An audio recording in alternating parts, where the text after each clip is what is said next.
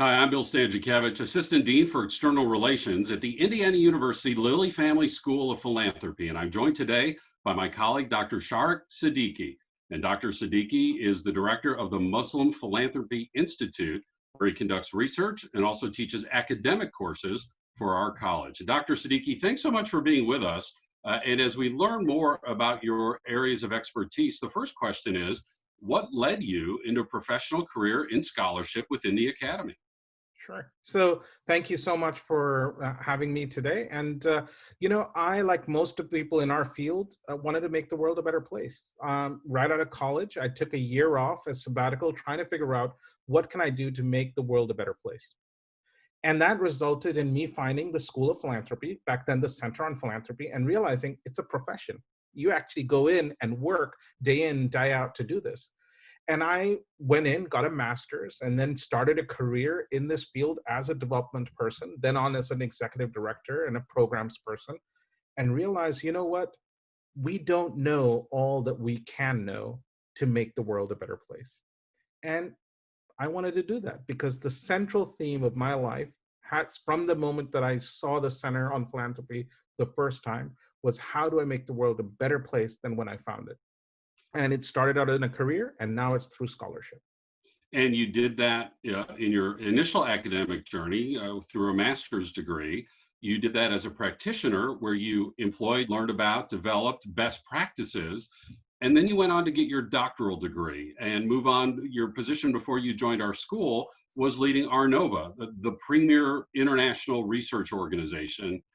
Why was it that you needed evidence-based practices? Tell us about, that aspect of who you are, that, the deeper dive into the evidence-based practices supported by research is what was logically next for you. Absolutely. Just, you know, um, at the School of Philanthropy, it gave me the foundation through my master's to be an exemplary leader in the nonprofit sector. I felt that rather than just being an entry level person, regardless of my position, they teed me up, the school teed me up to be a leader within any nonprofit that I was at. And when that happens, you get opportunities that you normally wouldn't. You are part of leadership conversations. You're about to sort of push the envelope. And as you were doing that, I realized that the practices that we were using, while they were amazing, were limited because there were ideas that come from the School of Philanthropy, specifically a leadership-based approach to this discipline, that were missing. And we needed people that were good, solid nonprofit practitioners diving into this research and sort of amplifying it further. And so for me, this was this time where I was at Arnova. I'm surrounded by scholars of the field, and it was important that I connected them with practitioners. And so big 5, 6 years, all I did was connect researchers and practitioners together and sort of help them learn from each other. And through that process, I realized I'm both a scholar and a practitioner. And what I'm trying to do by getting these two bodies of people together, I could actually live that experience and emulate what can happen when these things come together. Shark, there's no doubt that we can learn from others in the field, people who we've had the good fortune to serve alongside, and we observe them and we emulate their best practices, or we read about them in the philanthropic press, or maybe a book that's been written about them or by them. And there's a lot of value in that. And yet, that's not a growth strategy, right? Because unless we clone them, they are them and we are ourselves. How does research take that to the next level? And then, related to that, because you are a practitioner and a scholar as well. Help us understand how you translate the research so that practitioners can use those evidence-based practices while certainly emulating the good mentors and role models in their lives. Absolutely. So practitioners provide a real life clinic or a real they show what's going on as a result of this interaction between practice and the research that we provided, right? That we've set them up to. But what's interesting is that all these amazing people that I know, at some point are going to retire. At some point, they're going to should not be able to continue. And there's only so much that any one of us can do, right? And so research, evidence-based research goes in and examines what people do, what practitioners and philanthropists and people, volunteers do every single day, take out the very best of those ideas and then present them as a theory, which becomes a new theory for new practitioners to try to change, right? None of us practitioners go in and do plug and play. We come in, take these great ideas, and then apply them as best as we can within the field. But when we apply, we've suddenly changed the science. And then you have a researcher coming back in and saying, hey, what is this new iteration of this new change? And how can we theorize this so that people can use this in multiple settings? We know it works in this setting, but how can this idea work in thousands of other settings? And that's what scholars can do by having this larger lens, by looking through, whereas the practitioner is focused at really making the world a better place, tunnel vision to their mission. And I know you have an international background, you speak many languages. My comment in this context is you are bilingual in that you speak research and you speak practitioner. Help us understand that process when either it's an individual study or a compilation of studies and you're doing the meta-analysis and lifting out themes, that you're then able to translate that for practitioners. How does that process work? Absolutely. So, I remember when I started at Arnova, I would go through the premier journal, Nonprofit Voluntary Sector Quarterly, come up with this amazing article, and then I would just start sending it to my colleagues because I felt this is an amazing piece of research, and I learned a great deal, and I'm a better executive director for it.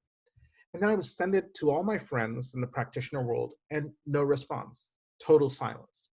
So at some point, we all got together, just hanging out for dinner one night. And I said, hey, by the way, I sent you guys these articles. What do you guys think?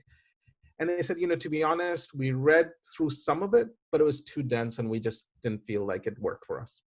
And I realized something that way, which is that because my scholar mind automatically turns on because I have the PhD and training that way, that's not what every practitioner goes through, where that part of my mind I can seamlessly go between those two languages. And so what I started doing was taking these articles and then just writing a paragraph and saying, this is what this thing says, and this is how you articulate it. And then I started teaching a course in Africa with African NGO leaders. And what I did was, it was on nonprofit NGO leadership and management. And what I started doing was taking research articles, and we would every single day require every single student to say 3 things that they learned from this that they could apply in their work, and 3 things the researcher could have researched or found out that would help them, right? And by having these 90 Ghanaian practitioners diving into some of the top articles, I learned a great deal about how that process can work. Because sometimes, you're so much into your PhD training that sometimes you forget how you thought when you were a practitioner.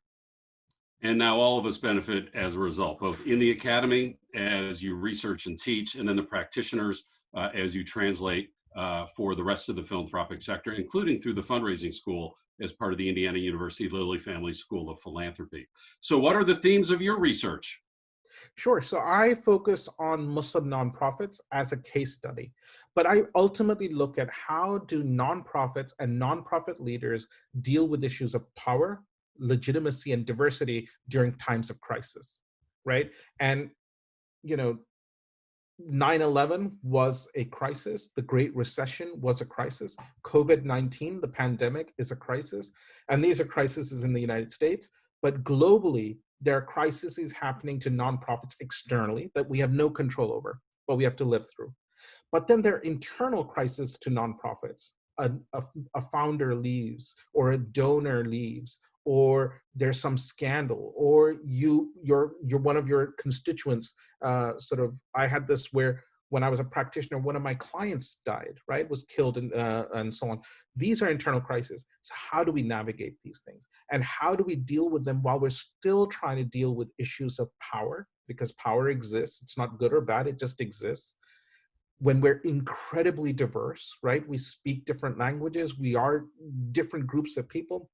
And legitimacy, how do we make sure that we are perceived as being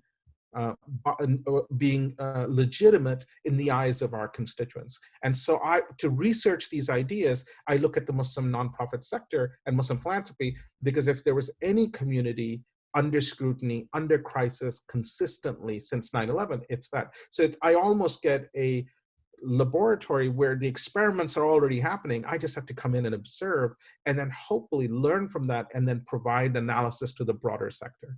Am I understanding you correctly? You're looking not just at power and legitimacy within the subsector of Muslim philanthropy in the broader philanthropic sector, but how that subsector of Muslim philanthropy fits in, associates with, is welcomed by or not by the broader sector. Is that correct?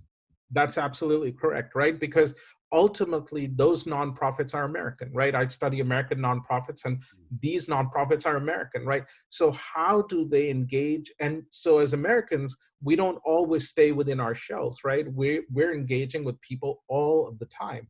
So, how do these American nonprofit leaders, philanthropists, and nonprofits, how do they not just be themselves within their subsector, but how do they exist within the broader sector? And how do they be American, right? How do they engage and live out their American identity? And all of those themes are important to all of us, because if you think about this, right, the way demographics are in the United States, in the next 30 to 40 years, there will be no majority ethnic group in the United States. Mm-hmm.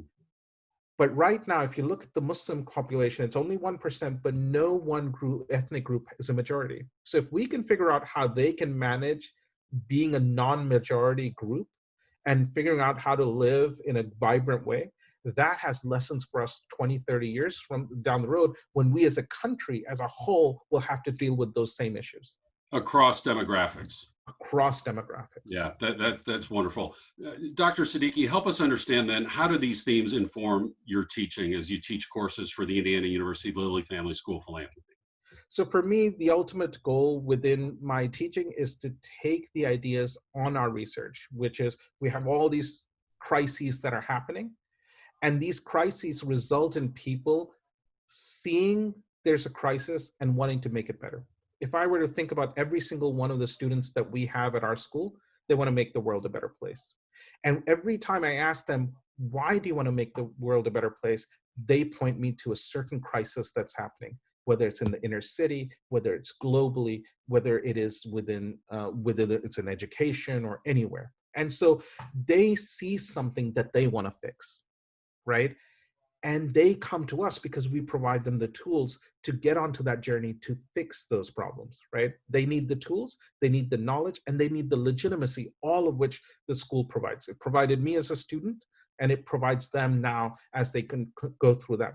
And my job is to, one, amplify that passion, make sure that they understand the different ways in which they can navigate the problems that they face, look at it different ways, right? Different perspectives. Right now, they've looked at it from their lens, but when they're in our classroom, they're seeing not just a national, but a global perspective around those problems. And then hopefully amplify those conversations so that we can come out all together having a better understanding of how we can make the world a better place. And your students are learning about the distinctives of the Muslim culture and the Muslim faith and how those associate with philanthropy. And again, if I'm understanding you correctly, then they might say, okay, there were also some broader lessons I've learned when I encounter people groups of other religions, of other ethnicities, of other racial demographics, correct? Exactly. So, for example, when I teach the Muslim philanthropy course, right? In the Muslim philanthropy course, we go into issues of what is zakat, what is sadaqah, which is tithing, and so on. Then the students actually have the theory. They look at primary source materials, and then they try to understand what these things are for Muslims. The next step is they actually have to create an RFP, a request for proposals, where they have to sort of translate all of those ideas into a request for grants for $5,000 without mentioning Islam, Muslims, zakat, or sadaqah. Hmm. So they have to translate those religious ideas into very mainstream ideas. Then we send this RFP out, grants come in, people apply, and then they have to say, based on their understanding of zakat and sadaqah and the Muslim philanthropy, which organization or grant proposal fits best, and then they award that grant.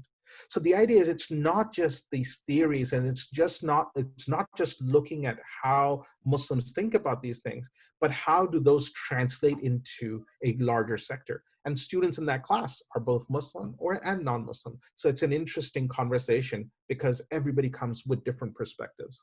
Dr. Siddiqui, I know you cherish teaching people from the broadest range of perspectives. And as you describe that wonderful project that you have your students work on, I wondered also, I know there are times, especially in executive education settings, that you specifically teach Muslim audiences, Muslim philanthropists, nonprofit leaders and foundation leaders who have a Muslim background. What role do you see yourself playing there? How do your themes inform that teaching? Is this kind of two-way directional approach that maybe that audience is also learning about the rest of the philanthropic sector? Help us understand your approach in that regard.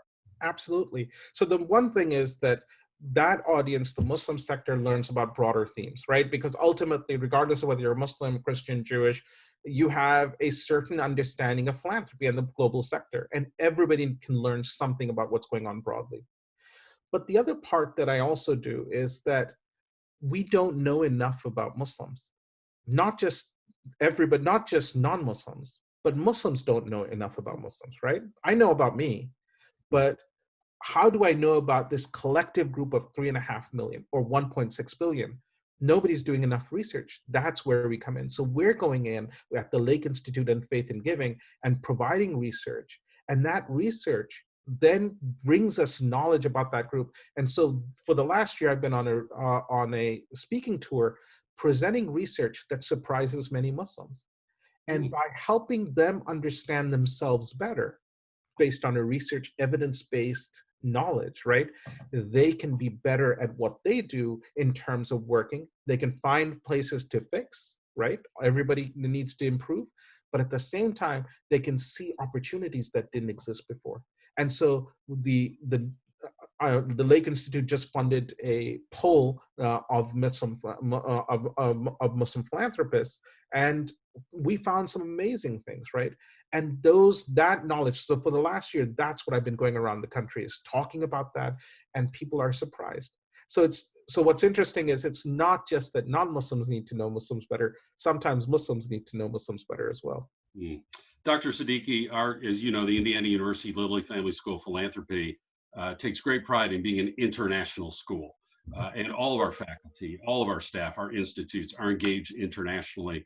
But I would say perhaps you maybe more than many of our other colleagues. In fact, we kind of have this inside joke in the office. And what nation is Dr. Siddiqui in today? On what continent will we find him this week? Because you truly are a world traveler. If you could please help our audience understand, again, how now your research and your teaching are applied internationally. Absolutely. And it starts with who I am, right? I was born in England. I lived in England, Zambia, Saudi Arabia, Pakistan before I came to the United States.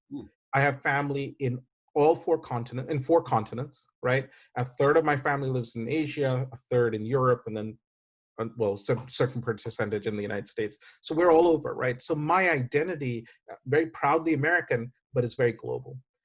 And so just as I'm bilingual between Urdu and English and research and practice, I also can help translate ideas from different parts of the world both ways, right? And so when I go to Saudi Arabia, I'm taking the ideas that we have from the fundraising school, top research ideas, but then applying it within a very specific context, right? And then we've been training students there to actually join our faculty. And there's this conversation that goes back and forth. But because I think I can have this kind of I'm culturally ambivalent. I can move all over the place and fit in different places. I can bring these ideas, but also listen and sort of redesign and sort of represent those to those audiences. So it's helping both ways. Our understanding of philanthropy is growing because we're open to the world. But the world is learning a lot from us because we started doing this. We're the first school of philanthropy in the world. We started much of the research that the world looks at today. And so there's a lot that they can learn from us, but there's a tremendous amount that we always want to learn from them. And I like being that bridge. And I like being that, sort of being able to go between those two worlds.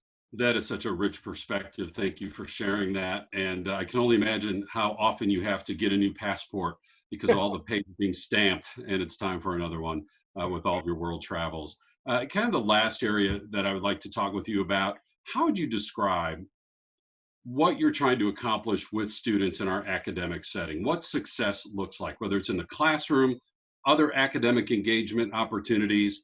Later on, when they are alumni and they are in their professional setting, what drives you and what does success look like in that context with your work with our school?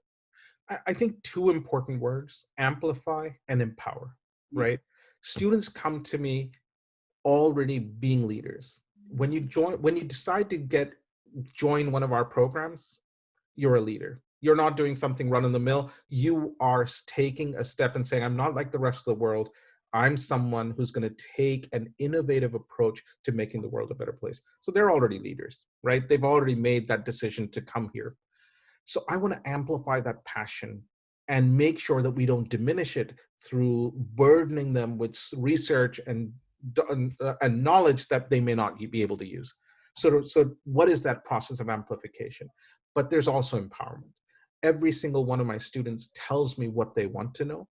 Now they have to learn our curriculum, and that's important, and we do that, but they are in charge of their destiny through my class. So for example, I teach principles and practices of fundraising. We go through a theory and so on, but every student chooses a nonprofit of their choice that they want to make a case study. That case study, that nonprofit, it's their church or it's their mosque or it's their synagogue or some place that they work or they volunteer at, which is so passionate, probably led them to where to be part of our school, now becomes the knowledge vehicle through which they understand our materials.